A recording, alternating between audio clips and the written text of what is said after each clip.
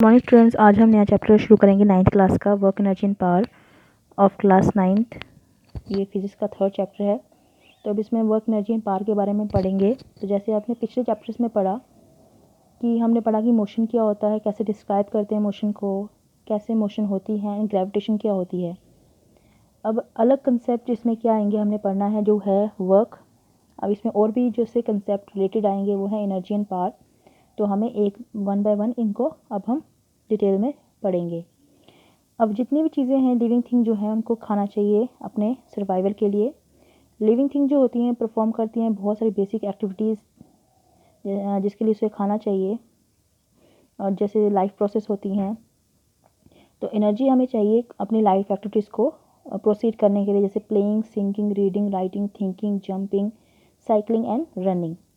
अब एक्टिविटीज़ जो हमें जिनके लिए एनर्जी चाहिए होती है, एनिमल जो होता है इसी तरह एनिमल भी अपनी कुछ एक्टिविटीज़ के लिए इंगेज रहता है, उसके लिए उसको खाना है, उसको भी ज़रूरत है। फॉर एग्जांपल अगर उसको जंप करना है, रन करना है, तो उसके यहाँ उसको लड़ना है या उसको भागना है एनिमीज से, खाना चाहिए, और जैसे उसको खाना चाहिए या फिर उसको कहीं सेफ प्लेस चाहिए लीव करने के लिए। तो ये सब एक्टिविटीज़ जो है एनिमल्स करते हैं, उनके लिए भी उन्हें एनर्जी चाहिए। तो वो कहाँ से आएगी? फूड से। अब कुछ अन्य हम जो हैं कुछ अलग एक्टिविटीज़ भी करते हैं, जैसे हम वेट उठाते हैं या एनिमल जैसे वेट उठाते हैं, तो या फिर एक जगह से दूसरी जगह सामान पहुंचाते हैं। तो इन सब के लिए हमें क्या चाहिए? एनर्जी चाहिए। तो अब हम पढ़ेंगे इसमें वर्क। अब वर्क क्या है? तो हम जैसा वर्क समझते हैं वैसा साइंटिफिक वे से वर्क नहीं होता। तो अब हम पढ़ेंगे कैसे इसमें साइंटिफिक वे से वर्क क्या होता है। जैसे यहाँ लिखा हुआ है,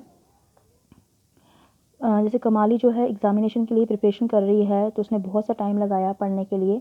उसने बुक्स पढ़ी, डायग्राम्स बनाई, उसने कुछ ऑर्गेनाइज़ किए, थॉट्स किए, उसने कुछ क्वेश्चन पेपर कलेक्ट किए, उसने अटेंड की क्लासेस, डिस्कस की कुछ प्रॉब्लम्स अपने फ्रेंड के साथ, उसने एक्सपेरिमेंट्स भी किए।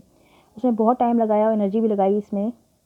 मगर अगर कॉमन वे से हम कहा जाए तो उसने बहुत वर्किंग हार्ड किया, मगर ये वर्क हार्ड को हम वर्क नहीं बोलेंगे, क्योंकि उसने एक ही जगह बैठ के ये सब चीज़ें की हैं। अगर हम साइंटिफिक डेफिनेशन में वर्क में जाएं तो ये सब वर्क नहीं होगा। तो वर्क क्या है वो हमने पढ़ना है। तो जैसे उन्होंने बोला कि आप बहुत हार्ड वर्क कर रहे हो, किसी चीज़ को, किसी पहाड़ को हिलाने की कोशिश कर रहे हो, एक बड़े से पत्थर को हिलाने की कोशिश कर रहे हो, तो वो मूव नहीं कर रहा है, आपने बहुत एफर्ट लगाया यहाँ पे, तो आप पूरी तरह से एग्जॉस्ट हो चुके हो। आपने क्या नाम है, कोई you have not done any work on the rock as there no displacement rock. अगर कोई डिस्प्लेसमेंट रॉक की नहीं हुई है तो वहाँ पे आपका कोई भी काम नहीं है, मतलब यहाँ पे आपका वर्क नहीं होता जब तक आप उसकी डिस्प्लेसमेंट नहीं होती। तो अगर आप कहीं एक जगह खड़े हो, काफ़ी देर से खड़े हो और आपने काफ़ी सामान अपने सिर पे उठा के रखा हुआ है और आप थक भी चुके हो और काफ़ी एग्जॉस्ट हो चुके हो, तो आप बोलोगे कि यहाँ पे मेरी बहुत एनर्जी लग गई है। मगर यहाँ पे अगर साइंटिफिक वे से जाए तो वहाँ पे भी वर्क नहीं होता, क्योंकि जहाँ पे डिस्प्लेसमेंट नहीं होगी वहाँ पे वर्क नहीं होगा। आपने क्या किया है, कोई मतलब एक सीढ़ियों से ऊपर गए हैं, सेकंड फ्लोर तक गए हैं, आप ऊपर तक गए हैं, तो या फिर आप एक पेड़ पे चढ़े हुए हैं, तो हम वहाँ पे बोल सकते हैं कि वहाँ पे एक वर्क हुआ है।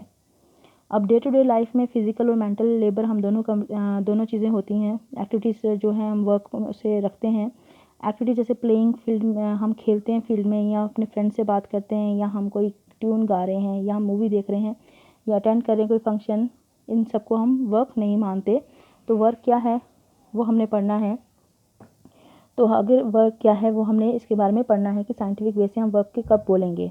तो यहाँ पे बोला, अगर हम किसी एक पत्थर को हिलाते हैं तो पत्थर जो थोड़ी सी आगे की तरफ जाएगा, तो यहाँ पे हम बोलेंगे वर्क डन हुआ है, क्योंकि हमने फोर्स लगाई और उसकी डिस्प्लेसमेंट हुई।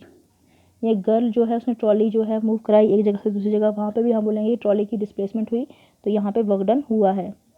यहाँ पे हमने एक बुक उठाई है, तो बुक एक जगह से दूसरी जगह रखी है, तो यहाँ पे भी हमने फोर्स लगा के उसे एक जगह से दूसरी जगह पहुँचाया, तो वहाँ पे भी वर्क डन होगा, क्योंकि डिस्प्लेसमेंट हुई है।